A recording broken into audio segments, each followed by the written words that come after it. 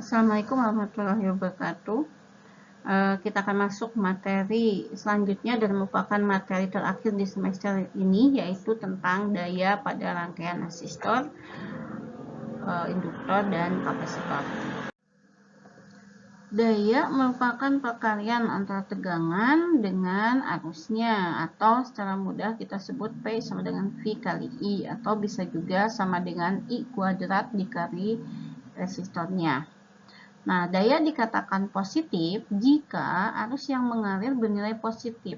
Artinya, arusnya mengalir dari sumber tegangan menuju rangkaian.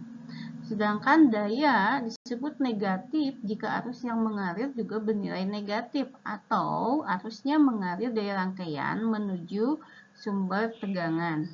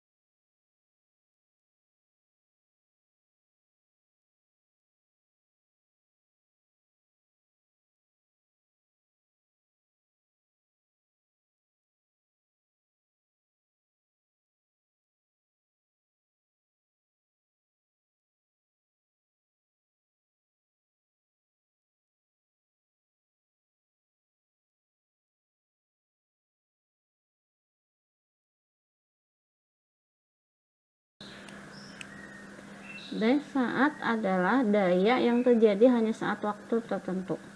Jika sebuah komponen punya nilai dan tegangan hanya saat waktu tersebut. Contoh latihannya adalah sebagai berikut. Jika sebuah komponen dilewati sebuah arus sebesar 10 sin 3T dan memiliki tegangan T sama dengan 50 sin 30T plus 30 derajat.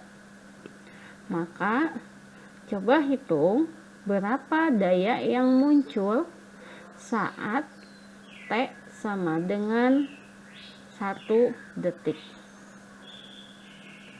Di sini kita melihat bahwa daya yang sesaat adalah daya saat T sama dengan 1 detik, yaitu saat pada waktu tertentu.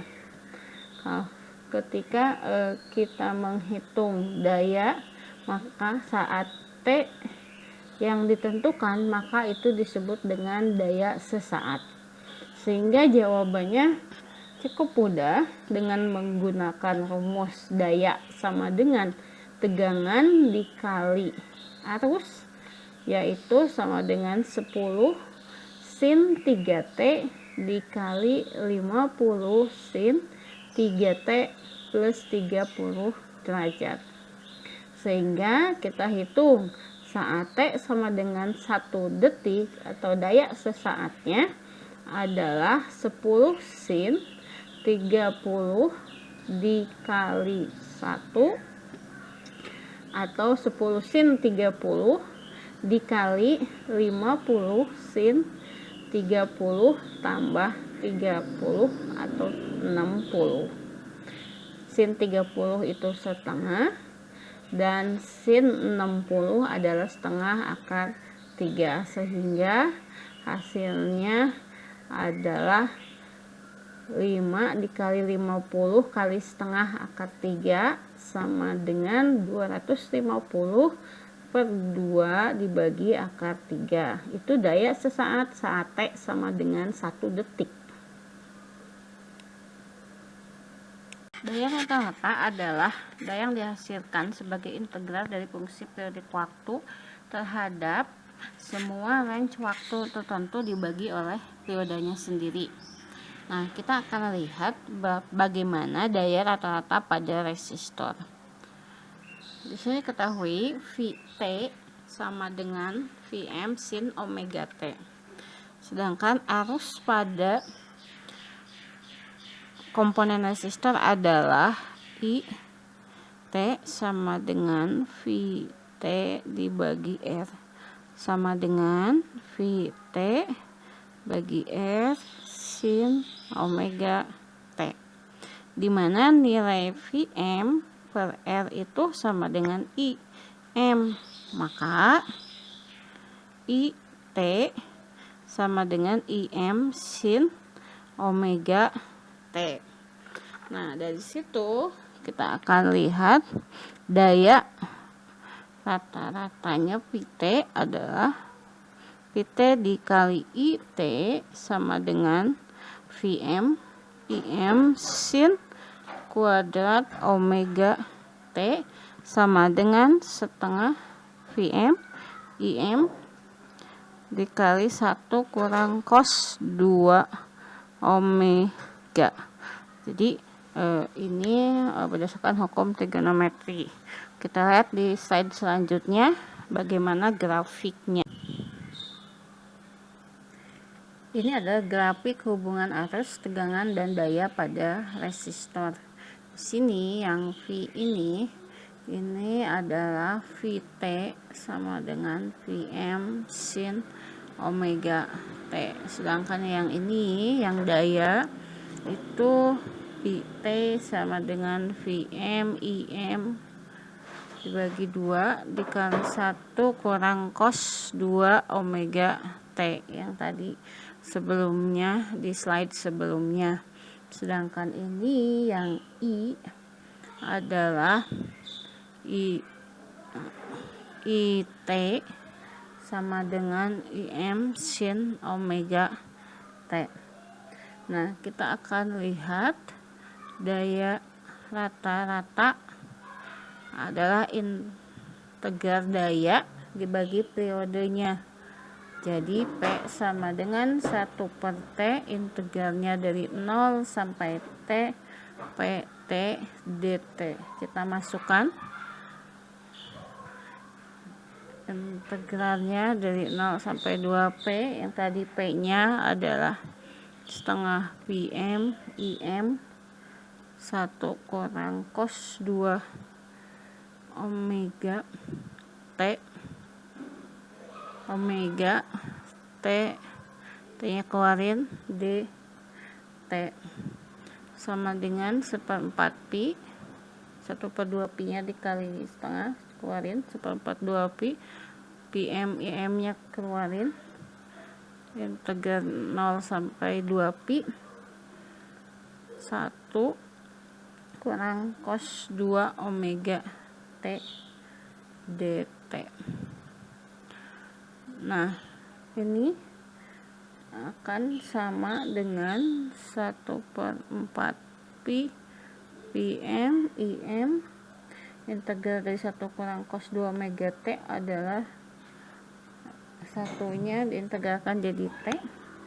Kemudian cos 2 omega T jadi setengah sin 2 T. Kita hitung 0 sampai 2V.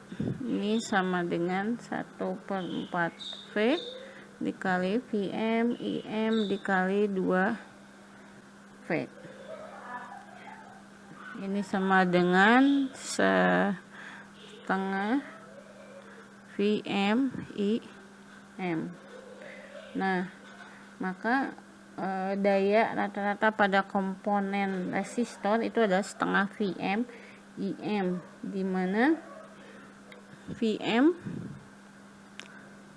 per akar 2 itu sama dengan V efektif, dan IM per akar 2 itu sama dengan I efektif. Sehingga yang ini P-nya adalah V efektif dikali I efektif. Daya yang biasa kita hitung itu disebut daya rata-rata dengan simbol P. Daya ini sebenarnya adalah daya yang dipakai oleh komponen pasif resistor yang merupakan daya yang betul-betul dipakai. Jadi kalau kita lihat di rumah-rumah yang mendapatkan listrik dari suplai PLN, maka yang tercatat pada alat KWH itu disebut daya rata-rata. Nah, daya inilah yang dibayarkan oleh pelanggan. Dengan simbol P dengan satuan tetap watt, secara matematis daya rata-rata atau daya nyata itu adalah perkalian antara tegangan efektif, arus efektif, dan koefisien faktor dayanya. Faktor daya nanti kita akan bahas di slide selanjutnya. Yang kedua adalah daya reaktif. Daya reaktif ini adalah daya yang muncul yang diakibatkan oleh resistor yang merugikan atau disebut daya rugi-rugi atau daya yang tidak diinginkan. Daya ini sebetulnya sebaiknya dihindari walaupun tidak bisa dihilangkan, tapi setidaknya bisa diperkecil dengan cara memperkecil faktor dayanya. Daya reaktif disimbolkan dengan huruf Q dan dengan satuan volt ampere reaktif atau ditulis dengan var. Bedanya dengan daya rata-rata adalah kalau daya rata-rata tadi adalah V efektif dikali I efektif cos theta, maka pada daya reaktif Q itu sama dengan V efektif dikali I efektif dikalikan sin theta. Yang ketiga adalah daya tampak atau disimbolkan dengan huruf S. Daya tampak itu adalah daya yang sebenarnya disuplai oleh PLN. Ini merupakan gabungan atau penjumlahan dari daya rata-rata dan daya reaktif dengan satuan volt ampere. Jadi secara matematis itu merupakan perkalian antara tegangan efektif dan arus efektifnya. Faktor daya atau disebut juga power factor dengan simbol PF itu adalah perbandingan daya rata terhadap daya tampak. Jadi PF sama dengan P per S, atau hasilnya adalah sama dengan cos theta. Nah, pada perangkat sumber tegangan listrik, nilai faktor daya ini sangat penting karena faktor daya ini menyatakan tingkat efisiensi dari daya listrik yang dihasilkan. Semakin tinggi nilai faktor daya, maka perangkat tersebut memiliki kualitas yang lebih baik dibandingkan dengan perangkat yang memiliki faktor daya yang kecil. Hubungan antara daya rata-rata, daya reaktif, dan daya tampak dapat dinyatakan dengan mempresentasikan daya-daya tersebut sebagai sebuah vektor. Daya rata-rata atau daya nyata direpresentasikan sebagai vektor yang vertikal. Vektor daya tampak adalah sisi miringnya dari segitiga siku-siku yang terbentuk dengan menghubungkan faktor-faktor daya nyata dan reaktif. Nah, representasi ini yang disebut sebagai segitiga daya. Untuk komponen L, Q-nya vertikal dan P-nya horizontal dan S-nya menjadi sisi miringnya. Pada komponen L, I tertinggal terhadap V atau V mendahului I sebesar fasa theta. Sehingga bisa dilihat pada segitiga dayanya untuk komponen L, maka I mengalami leaking terhadap V. Sedangkan untuk komponen C, I mendahului nilai tegangan sebesar fasa theta, sehingga disebut I leading terhadap V. Sehingga V yang berada pada sisi horizontal akan berada di atas. Teori-teorinya sudah saya sampaikan semuanya. Kita akan masuk ke contoh latihan.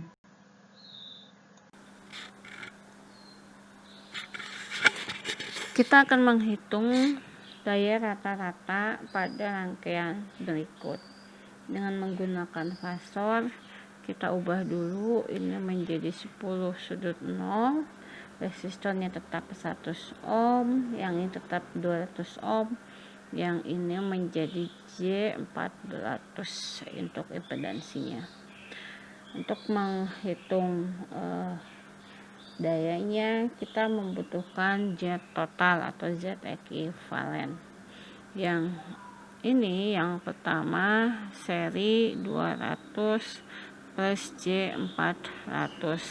Ini Z seri yang kemudian diparalelkan dengan yang 100 ohm, sehingga menjadi yang ini yang seri dikali 100 dibagi 200 plus J400 ditambah 100. Kita hitung ke bentuk sudutnya menjadi 447,2, sudut 63,4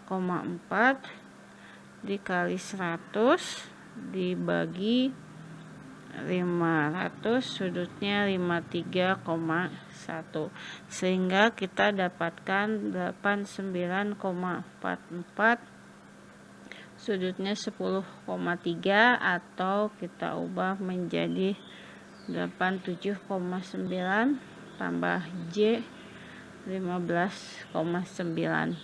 Ini Z totalnya atau Z ekuivalennya. Kalau kita hitung dayanya adalah I efektif kuadrat, itu sama dengan V efektif dikali I ya. Sehingga tadi I efektifnya adalah 10, I efektif adalah harus dibagi akar 2, sehingga 10 dibagi akar 2 kuadrat dikali, kita ambil yang X nya 87,9, ini sama dengan 4395 watt.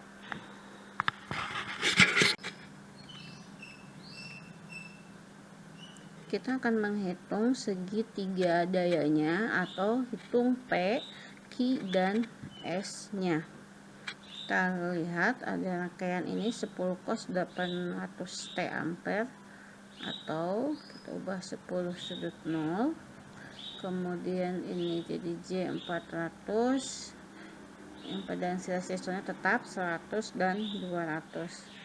Seperti soal yang pertama, kita hitung Z totalnya.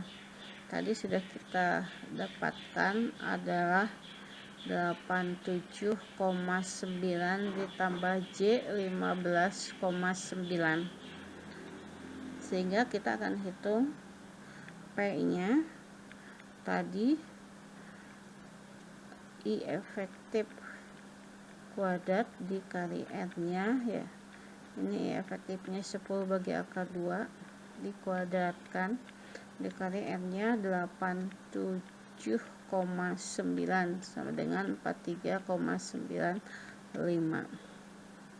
Kenapa ambil yang itu nanti kita akan jelaskan.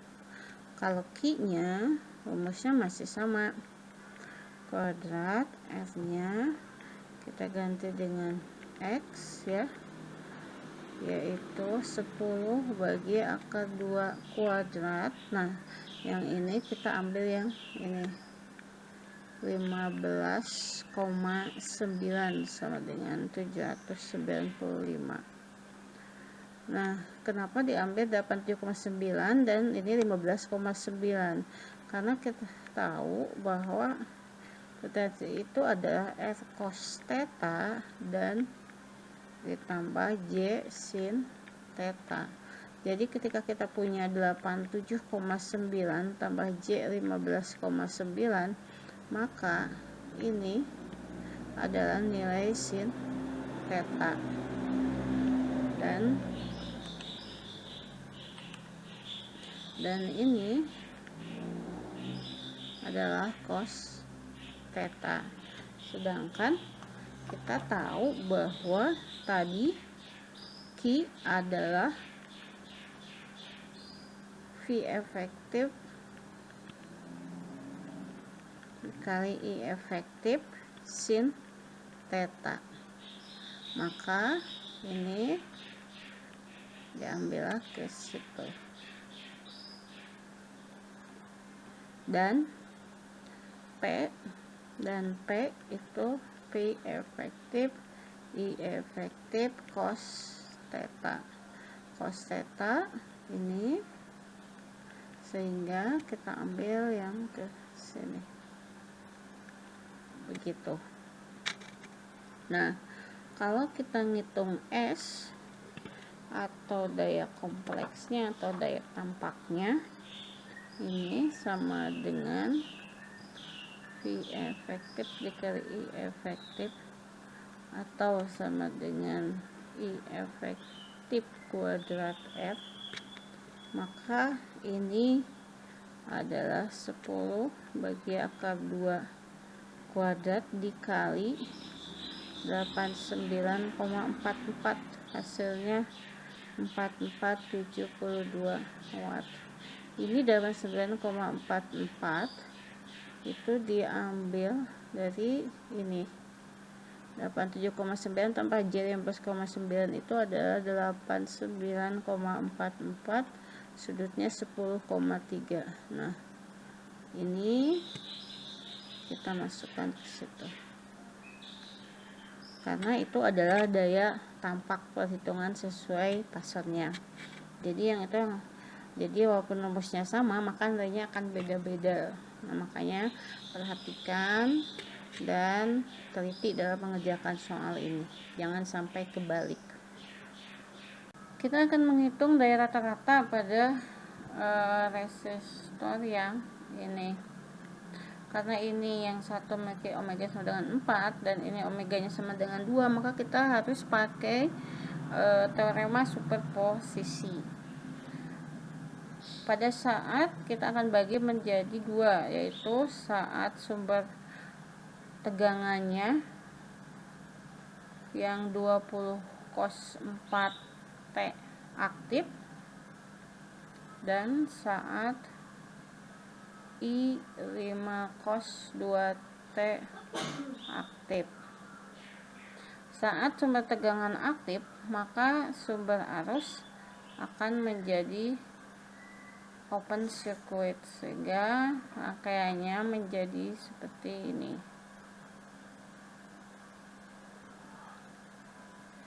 Nah, saat ini ya omeganya 4, ini resistornya tetap 4 ohm, kemudian L-nya jadi J6 dan C-nya menjadi min J3, sehingga ini menjadi seri semuanya. pada saat itu aktif, maka kita akan hitung adalah V per Z total ya. V nya yang tadi 20 sudut 0 dibagi 4 tambah J6 min J3. Setelah saya hitung dengan kalkulator didapatkan 4 min 37 derajat. Nah, kita hitung P1 nya adalah I efektif kuadrat R.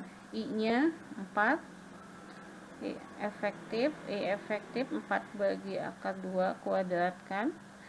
Resistor yang akan kita hitung adalah 4 yang diketahui ini, sehingga didapatkan dia menjadi 32 watt. Kemudian saat sumber arusnya aktif, maka rangkaiannya menjadi yang sumber tegangan dia menjadi short circuit. Jadi rangkaiannya menjadi seperti ini.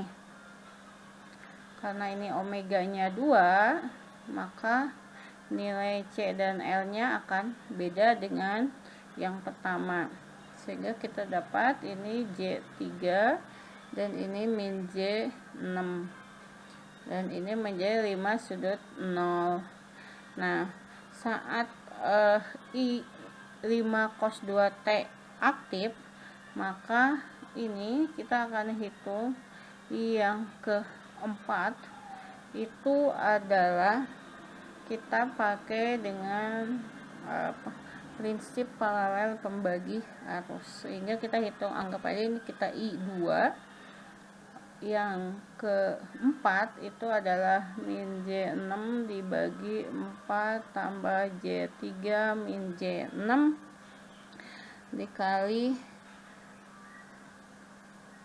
dikali min 5 sudut 0. Nah, dari sini kenapa minus? Karena tadi anggap ini arusnya ke sana I2, jadi dia berlawanan arah, sehingga didapatkan hasil setelah kita kalkulator ini jadi min 30 sudut min 90 derajat dibagi 5 sudut min 37 derajat, atau min 6 sudut min 53 derajat. Nah, itu I2 nya, maka P2 nya sama dengan yang pertama kita hitung. Ini kita ambil yang ini 6 min 6 dibagi akar 2 kuadrat, kemudian dikali dengan 4. 4 nya adalah yang tadi ingin kita hitung, sehingga kita dapatkan ini jadi 72 watt, sehingga totalnya adalah P1 tambah P2 atau 32 tambah 72 watt sama dengan 140 watt.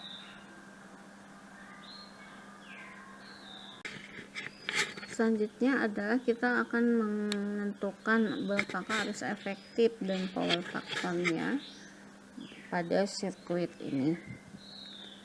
Kita tahu omeganya 16, sehingga kita ubah dulu impedansinya, yang ini menjadi J16, kemudian yang C menjadi min J4. I efektif itu adalah V efektif dibagi Z totalnya, sehingga kita harus hitung Z totalnya.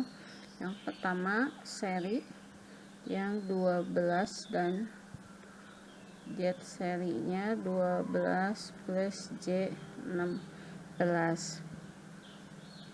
Kemudian jadi Z totalnya adalah yang 4 diserikan dengan paralel dari 12 J16 yang paralel dengan min J4, sehingga hasil perhitungan kita dapatkan 6,8 sudutnya min 38,4. I efektifnya adalah V efektif dibagi Z. V nya yang ini 28 sudut 0, VM nya ada 28 sudut 0.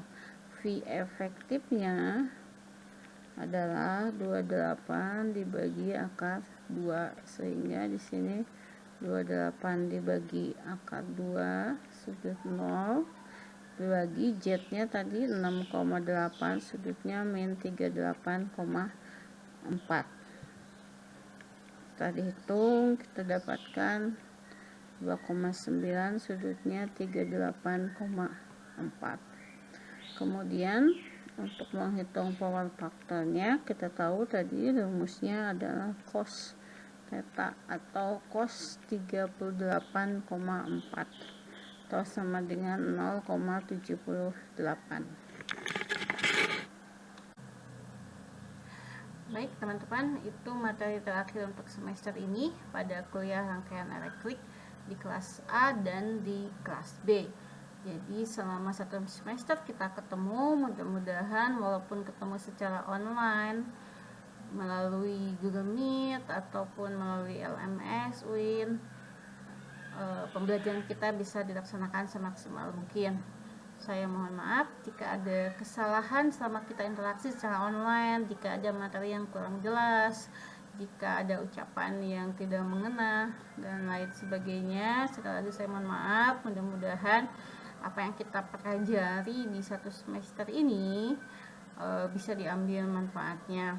Baik, karena itu udah materi terakhir, maka 1 minggu atau 2 minggu lagi kita akan melakukan UAS dengan materi dari mulai analisis, teorema, dan daya tata yang sudah kita bahas di slide yang tadi.